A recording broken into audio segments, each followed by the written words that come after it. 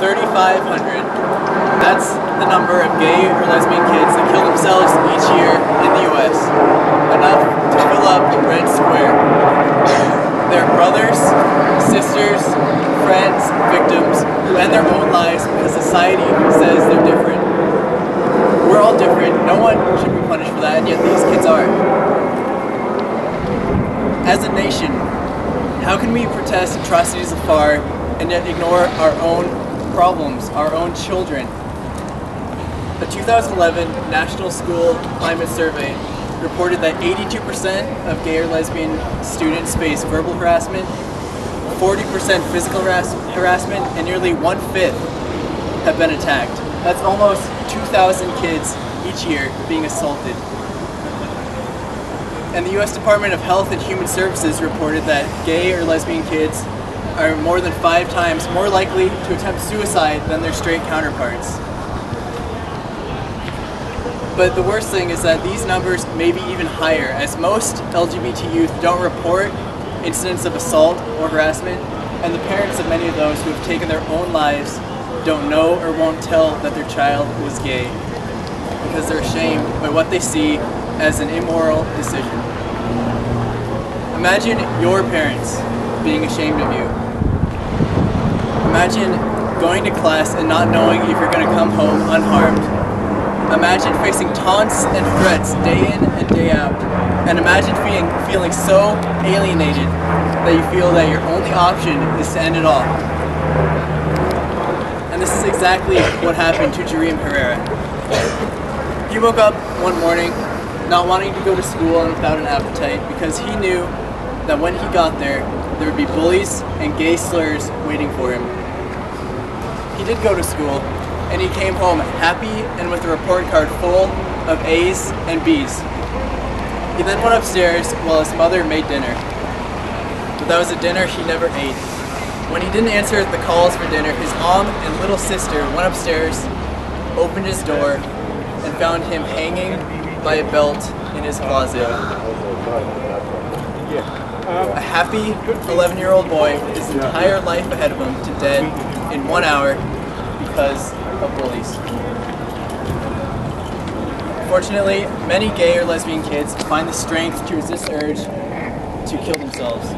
Instead, they hide who they are, giving up their happiness, lying to themselves and everyone they care about, and constantly living in fear of being outed and resented and shunned or worse.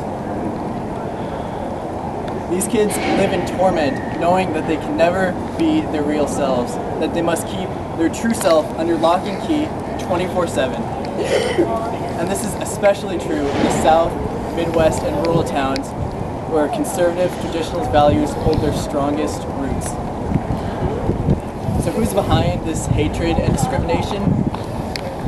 Well, one of the most infamous and insane groups is the Westboro Baptist Church.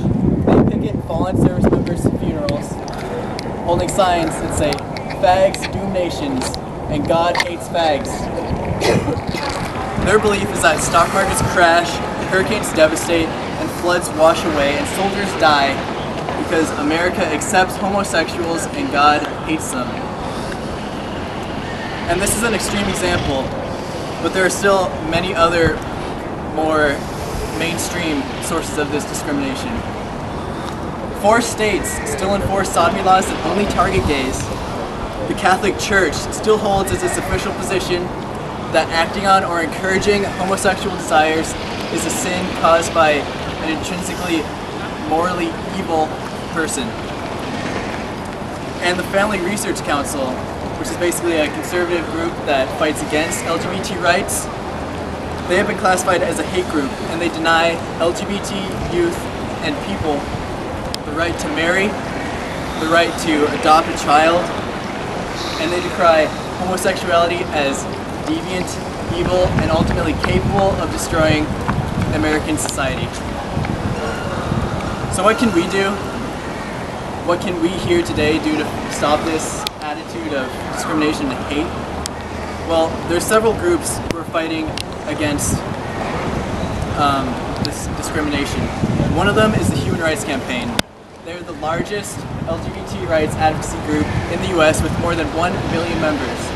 And they're fighting to get equal rights laws passed in the states and the national level, as well as putting politicians who support LGBT rights into power. Another group is the Gay and Lesbian Student Education Network, or GLSEN. And they work more in the high schools and middle schools to provide support to kids like Dream Herrera so that they don't feel that they have to kill themselves. They provide something called Safe Space Kits, which is basically a guide to teachers on how to handle LGBT bullying, and it lets kids know where they can go to find a safe spot where the bullies can't get them and where the hatred doesn't live. So please consider donating your time or money to the Human Rights Campaign or GLSEN. Now just $5 to GLSEN can buy a safe space kit for a school that can help numerous LGBT kids survive. Just $5 is all it takes. And last but not least, strike from your own vocabulary words like fag, dyke, queer, phrases like that's so gay or no homo, and step in when you hear or see someone else using these phrases. Even something as simple as saying, hey, don't say that, that's not cool, can make a huge difference in someone's life. Someone like Dream Herrera, who feels that the entire world is against them, who is pushed over the edge by that one last slur, and who needs you to speak out for them, because no one else will. With your help, we can end this last great challenge to human rights. So do something to overcome this challenge. Do something so that kids no longer live in fear of expressing who they really are. Do something to save a life. And if you remember just one thing from today, let it be this. Intolerance and hatred do not begin in a vacuum. Intolerance and hatred start and live only when we allow them. So we must not allow them. Realize the power that you have to make a difference when you stand up for what's right. When you stand up for someone who needs you. When you stand up when everybody else is sitting